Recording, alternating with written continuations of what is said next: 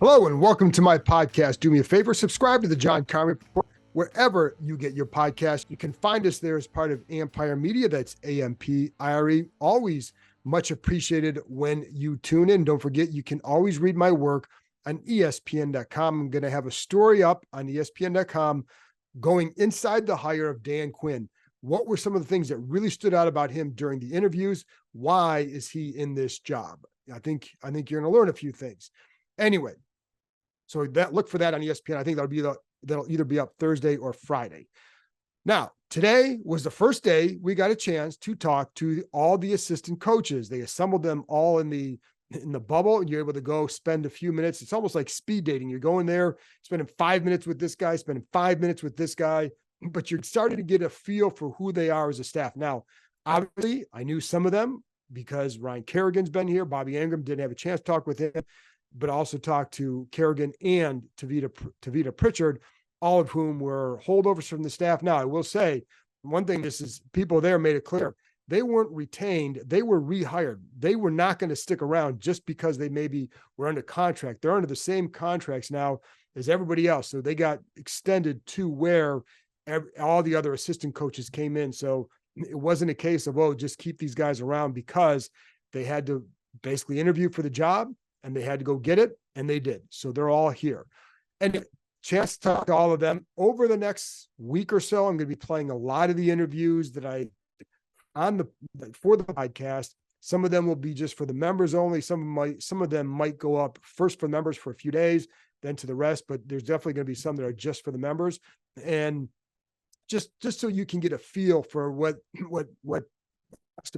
talked about. I talked to Ken Norton Jr. about guys like Jamin Davis, of course. I talked to Tom Donatello, the secondary coach, about Quan Martin and Emmanuel Forbes. I'm going to get that into a minute. Anyways, so it was the first day for that. But today I just want to kind of give an overarching theme to the day, right? And I think when you're out there talking to these guys, and it's going to be true, anytime there's a new staff, there's always a new energy. There's always a different vibe, and there feels like a fresh start.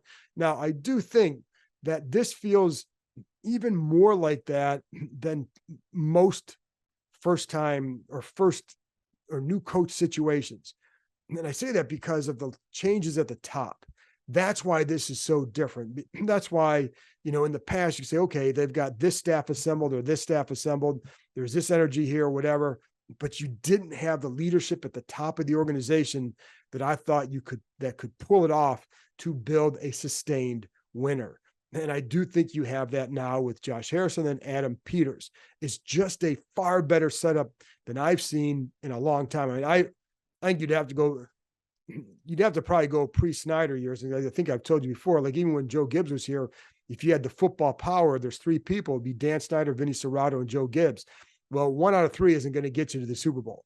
And so that was always a problem. And like when Mike Shanahan was here, as good a coach as he was, and that offensive staff was very good, but you still had Bruce Allen here, and he was just not very good at it, and he was not very good for that building. So there was such a bad atmosphere. And I think that's a big part of the difference here, is that the vibe is the positive vibes are allowed to grow. When Rivera came here, this was such a toxic place, and it was still in that toxic, I wouldn't say mindset, but it was just toxic. And it was like that throughout. So when you're in that building, that can just suck away your energy. That's all gone. That's why this has a better chance for success, just because like that is the fresh start this place needed, and you can feel it. Now, there's no guarantees for when the season rolls around that it's going to be dramatically different. I don't know. I do think they have a good staff assembled. I do like the energy. I like the setup. You still got to get the quarterback right. That's going to be a big part of this equation for how quickly they can get to that point where you can build. But I think if you can build it right, then you have a chance to sustain success because of the way I think it's being built and because of how this organization is now structured. So, that's one of the things that stands out. That stands out just from being around there, talking to people, but also being around these new coaches. And again, like anytime there's a new staff, you're going to have that. There's that feeling like, oh, hey, maybe this staff can do this and can do that. But again, the organization was always going to have a hard time with it. When the Shanahans got here, Mike Shanahan had a great reputation. Again, Bruce Allen, no.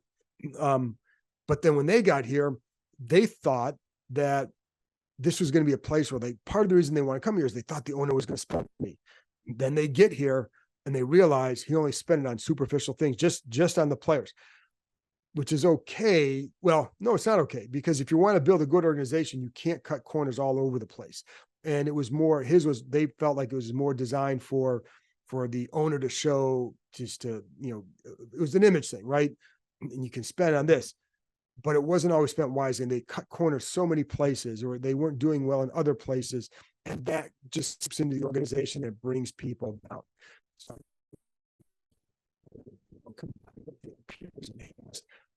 just that brings people up. And this thing is not, getting to this.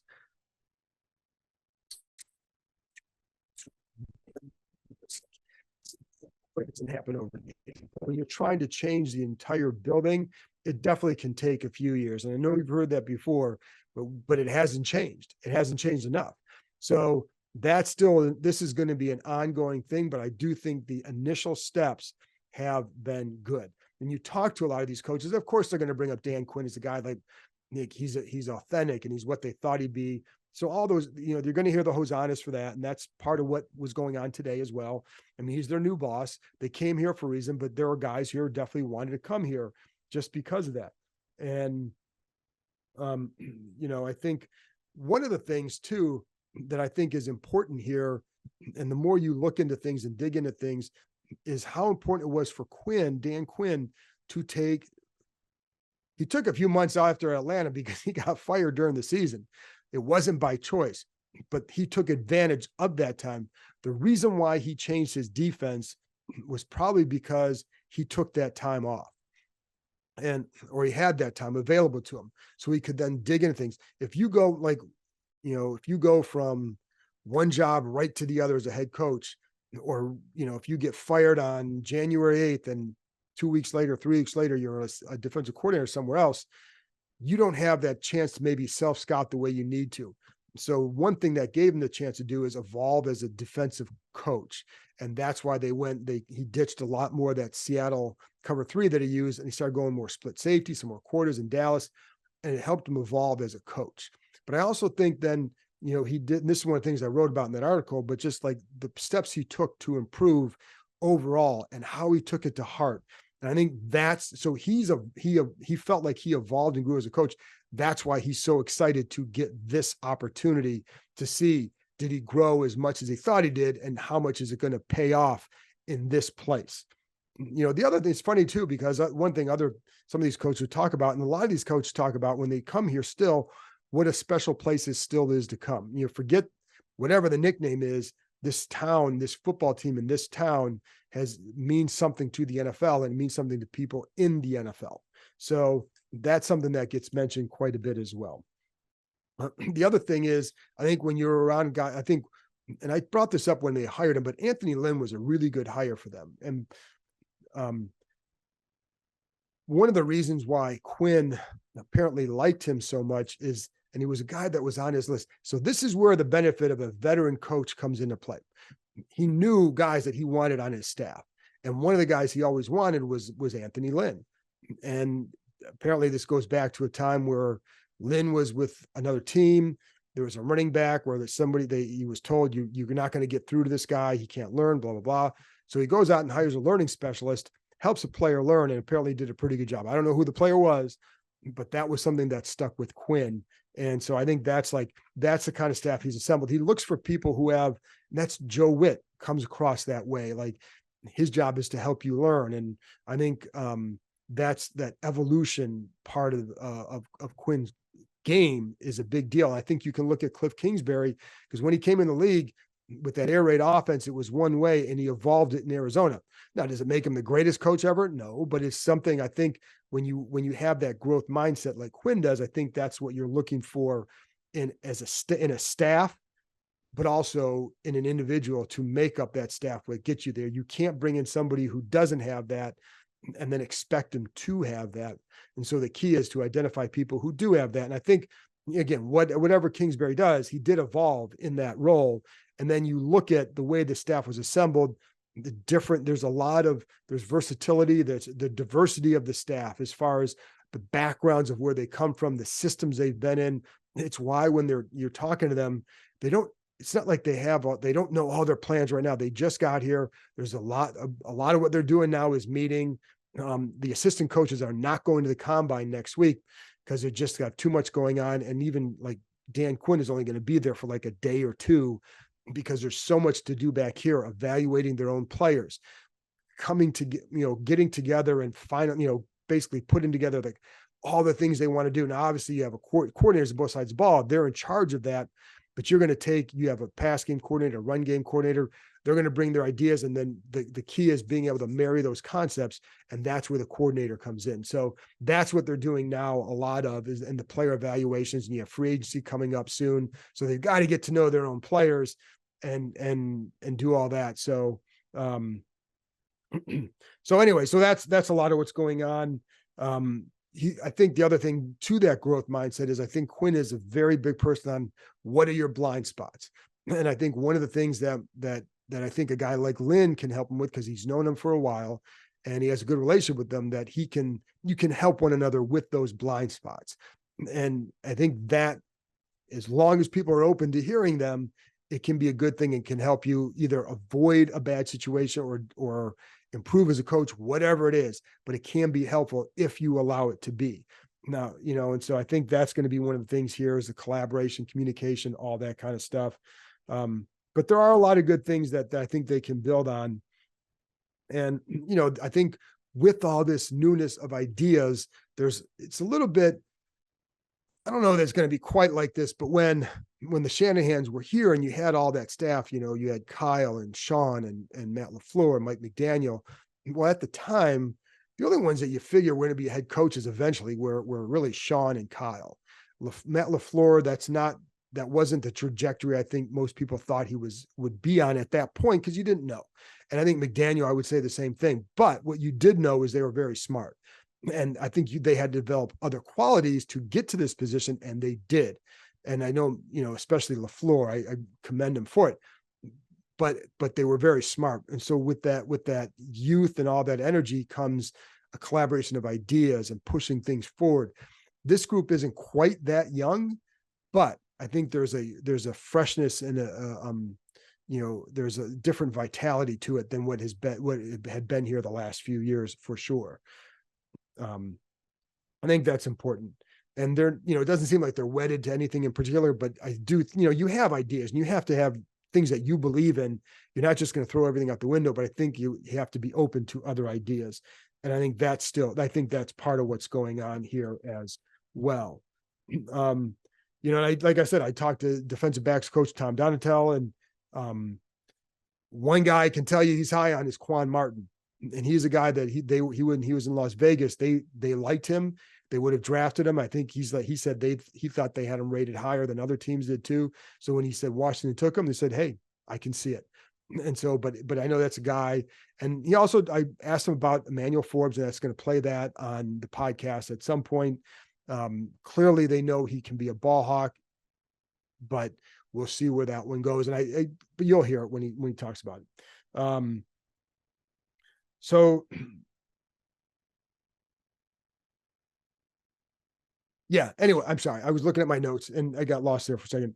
The other part is Quinn is very big on development. That's why when you look at some of these assistant coach hire, like a positional assistant, like David Blah, an assistant quarterbacks coach, they feel like there's an ability to develop. And I think one thing that stands out, like he was a guy that when he was with Jared Goff, that he was the guy Goff would go to a lot of times on the sidelines. Things like that stick out to you. Like that's something that how do you help a quarterback develop? Well, you have to have more than just it's not just the coordinator, not even close. That quarterback's coach is a big deal, but you better have a couple guys who can do it because you have more than one quarterback.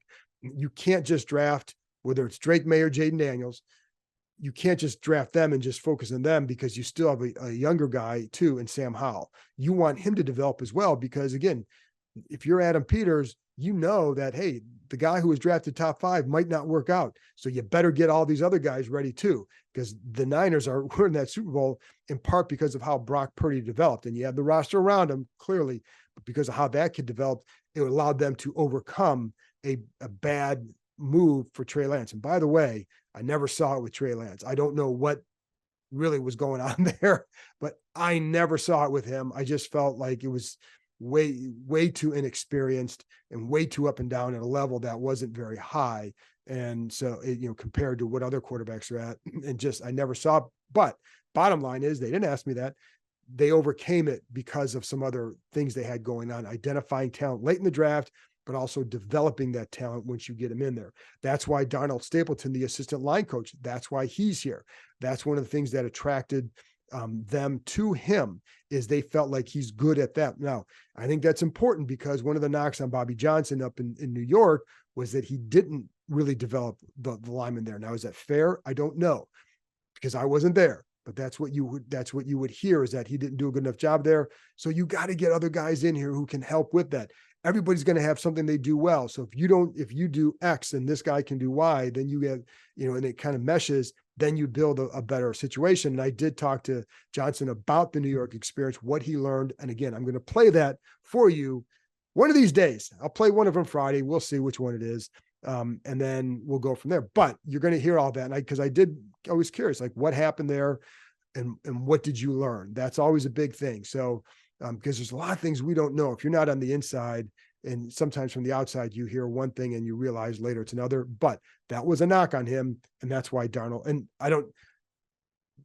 Stapleton is here so he can help develop guys, whether or not they view Johnson the same way. Clearly they hired him. They feel he can do something pretty well, but this is where having this guy can really be a big help. Anyways, all this being said, is it just means this is a fresh start, and it feels like a legitimate fresh start. And even last year when Josh Harris came in during training camp, while you had the newness of Harris, I think there was too much of a lack of hope or trust that it was going to develop with this team, with the staff, with all they had going on, that it wasn't going to develop. So I'm sure for you guys, this is really a fresh start. But I think in the building it is too. Now, you got to get the quarterback right, and you got to play well, because if you don't, then we'll be sitting here talking about this again in 4 or 5 years. But I do think that's different than it has been. And, is it going to be, like I said, I don't know. People keep asking me, like, how aggressive they'll be in free agency. And is this going to be you got to go all to win right away? And, you got to get them back right away. I don't think that's their approach. Now, you may go out and sign guys for a good chunk of money. You're going to probably sign somebody with a big name and all that. It doesn't mean that they've abandoned a certain approach. They have money to spend. They have holes, and there are guys that are going to be attractive that they can afford. But it doesn't mean that I think they're going to try and just spend and try to build it all in 1 year. It doesn't work like that. And I think this is a smart group that understands that. And I think one of the things is that what they want to build is not just a first year winner, but it's a sustained winner, which has not happened here. As you well know, dude, I've been covering this team for 30 years. It's never happened for me. It never happened under my watch that they've had a sustained winner was winning, having 2 years in a row with a winning record. That's been the sustained success here. It's ridiculous, but I think this group has a better chance to do that if it comes together the way it has started to early, and if you get the quarterback right. Anyways, that's it. Those are my first impressions. And like I said, I'm going to be playing all these interviews throughout, so you can hear some of them. I wasn't able to get to every coach I wanted to. Couldn't get to Brian Johnson. We had about 45 minutes. And he was able to sneak out while I was talking to somebody else. But I did get a few of them, and I think you'll be interested to hear all of them. So that's it, folks. Appreciate you tuning in.